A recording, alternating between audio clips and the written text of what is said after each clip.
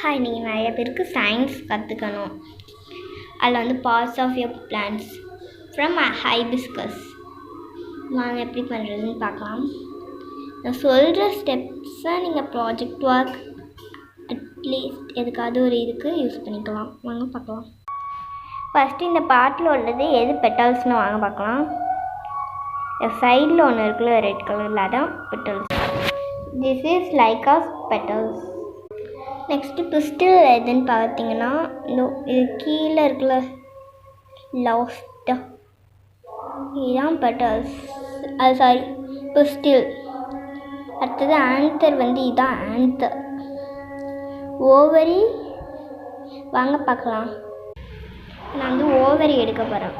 இந்த இடத்த ஓப்பன் பண்ணால் ஓவரி வருன்னு காமிக்கிறேன். இதோ இது ஃபுல்லாக விட்டுறேன்.